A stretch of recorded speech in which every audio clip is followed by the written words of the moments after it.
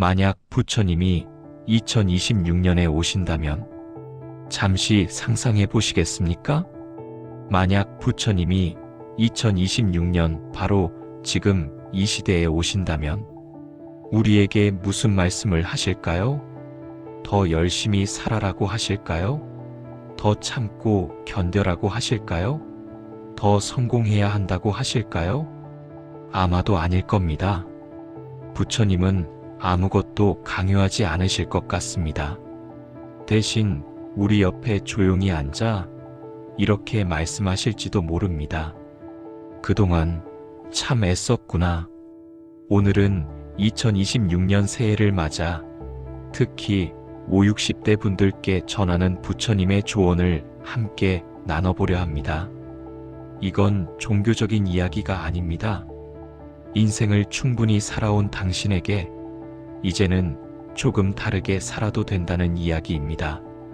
일부 이 시대의 50, 60대에게 2026년을 맞는 50, 60대는 참 묘한 세대입니다. 너무 늙지도 않았고 그렇다고 다시 젊지도 않죠. 일은 여전히 남아있고 몸은 예전 같지 않고 마음은 자주 과거와 미래를 오갑니다. 부모로서의 역할도 자식으로서의 책임도 아직 끝나지 않았습니다. 은퇴했어도 진짜 쉬는 건 아니고 일하고 있어도 예전만큼은 아니고 남편 챙기고 손주 봐주고 친정 부모님 모시고 언제쯤 내 시간이 올까요? 이 말이 낯설지 않으시죠?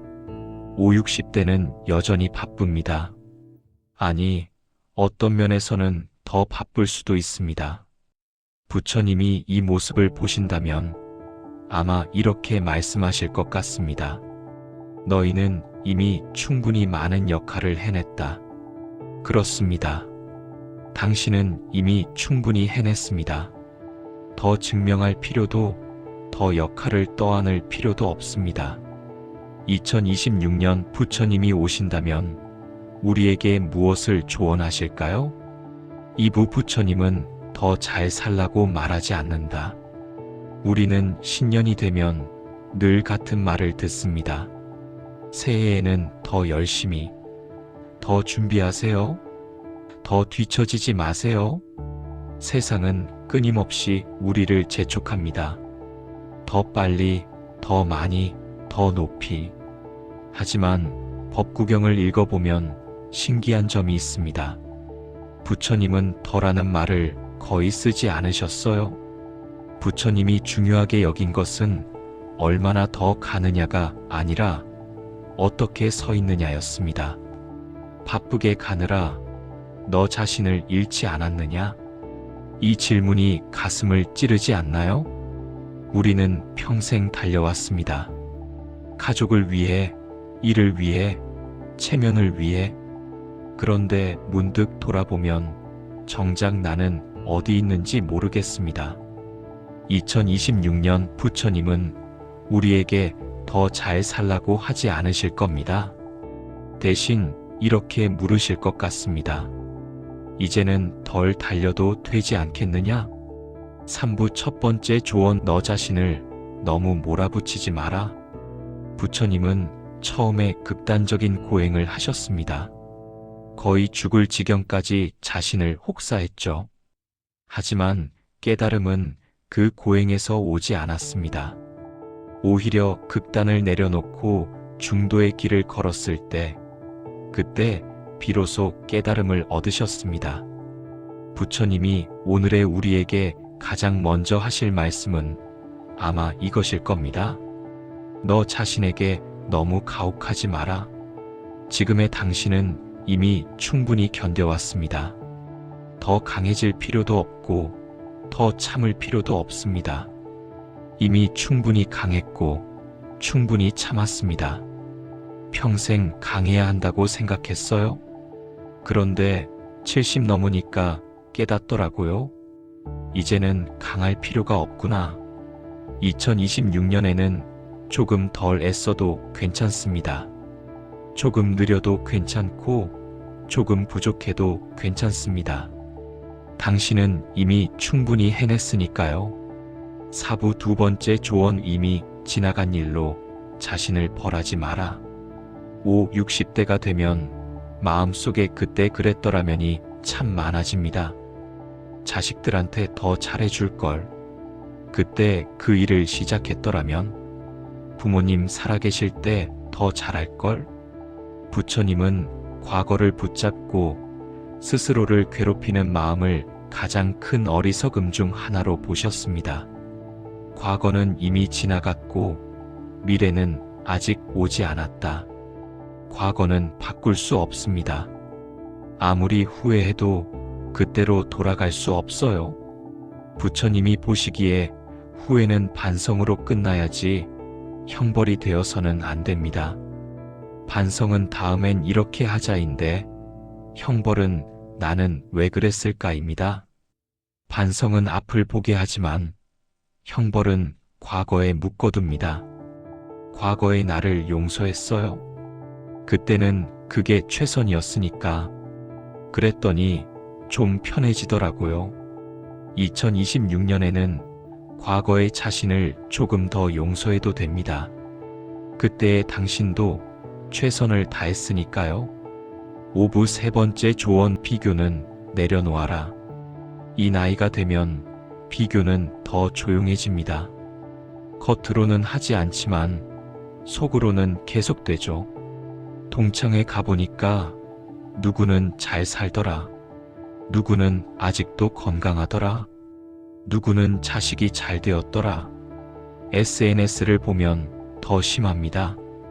다들 행복해 보이고, 다들 여유로워 보이고, 다들 건강해 보입니다. 부처님은 비교를 스스로를 잃는 가장 빠른 길이라 하셨습니다. 너는 너의 길을 걷고 있다. 남의 인생과 내 인생은 비교할 수 없습니다. 출발선도 달랐고, 중간에 만난 고비도 달랐고, 지금 서 있는 곳도 다릅니다. 남하고 비교 안 하니까요. 내 인생이 보이더라고요. 나름 괜찮게 살았더라고요. 2026년에는 남의 속도가 아니라 내 숨의 리듬에 맞춰 살아도 됩니다. 빠르게 가는 사람은 빠르게 가게 두고 나는 나답게 가면 됩니다. 6부 네 번째 조언 욕심보다 평안을 선택하라. 부처님은 욕망을 죄라고 하지 않으셨습니다. 다만 욕망에 끌려다니는 삶을 고통이라 하셨습니다. 젊을 때는 욕망이 동력이었습니다. 더 많이 벌고 싶고, 더 높이 올라가고 싶고, 더 인정받고 싶은 마음. 그게 우리를 움직였죠. 하지만 이제는 다릅니다. 이제는 더 많이 가지는 게 아니라 덜 불안해지는 게 필요합니다. 적게 가져도 마음이 편하면 그것이 부자다. 생각해 보세요. 진짜 부자는 많이 가진 사람일까요? 아니면 원하는 게 적은 사람일까요? 많이 가져도 더 원하면 가난한 것이고, 적게 가져도 만족하면 부자입니다. 돈 더 벌려고 사업 확장했다가 망할 뻔했어요. 이제는 작아도 안정된 게 좋더라고요. 밤에 잠이 와요. 2026년에는 조금 덜 가지더라도 잠이 편안한 밤을 선택하십시오. 욕심 때문에 잠 못 이루는 것보다 작지만 편안한 게 훨씬 낫습니다. 7부 다섯 번째 조언 관계를 정리해도 괜찮다. 부처님은 모든 인연이 영원하지 않음을 분명히 가르치셨습니다. 만남이 있으면 헤어짐이 있고 시작이 있으면 끝이 있습니다. 그게 자연의 이치죠. 그런데 우리는 모든 관계를 끝까지 붙잡으려 합니다. 억지로 붙들어야 하는 관계, 늘 상처만 주는 인연, 나를 작아지게 만드는 자리. 떠나는 것도 지혜다. 관계도 정리가 필요합니다. 모든 사람을 다 좋게 만날 수는 없어요. 모임 몇 개를 정리했어요. 가기 싫은데 의무감에 가던 것들. 그랬더니 시간도 생기고 마음도 편해지더라고요. 2026년에는 사람 수를 늘리기보다 마음을 나눌 수 있는 인연을 지키십시오. 많은 사람과 얕게 지내는 것보다 소수와 깊게 지내는 게 훨씬 낫습니다. 8부 6번째 조언. 죽음을 두려움이 아니라 준비로 바라보라. 부처님은 죽음을 숨기지 않으셨습니다. 오히려 죽음을 직시하게 하셨어요. 왜냐하면 죽음을 기억하는 사람만이 삶을 바로 살 수 있기 때문입니다. 죽음을 기억하는 자는 오늘을 허투루 살지 않는다. 죽음은 두려운 게 아니라 준비해야 할 것입니다. 60대가 되면 죽음이 더 이상 먼 이야기가 아닙니다. 주변에서 사람들이 하나둘 떠나기 시작하고 나 자신도 몸의 변화를 느낍니다. 그런데 이상하게도 죽음을 받아들이기 시작하면 삶이 더 소중해집니다. 이제 죽음이 무섭지 않아요. 대신 오늘 하루가 더 소중해졌어요. 언제 어떻게 될지 모르니까. 2026년에는 죽음을 무서워하지 말고 지금의 삶을 정돈하는 계기로 삼으십시오. 정리해야 할 것은 정리하고, 말해야 할 말은 하고, 사랑해야 할 사람은 사랑하십시오. 9부 7번째 조언. 오늘 하루를 성실히 살면 충분하다. 부처님은 거창한 계획보다 지금 이 순간의 마음을 가장 중요하게 여기셨습니다.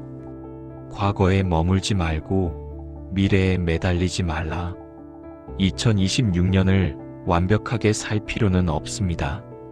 1년 계획, 5년 계획, 그런 거창한 것 필요 없어요. 다만 오늘 하루 사람답게 살면 그것으로 충분합니다. 오늘 하루 누구한테 상처 주지 않고, 오늘 하루 마음 편하게 자고, 오늘 하루 감사한 마음 가지면 그게 잘 산 하루. 요즘은 매일 아침 이렇게 생각해요. 오늘 하루만 잘 살자. 그랬더니 하루하루가 선물 같아요. 거창한 목표보다 작은 평온이 낫습니다. 내일 걱정하느라 오늘을 망치지 마세요.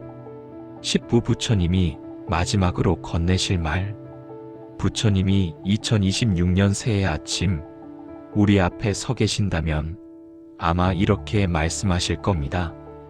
너는 이미 잘 살아왔다. 그리고 이렇게 덧붙이실지도 모릅니다. 이제는 조금 더 편안해져도 된다. 당신은 이미 충분히 해냈습니다.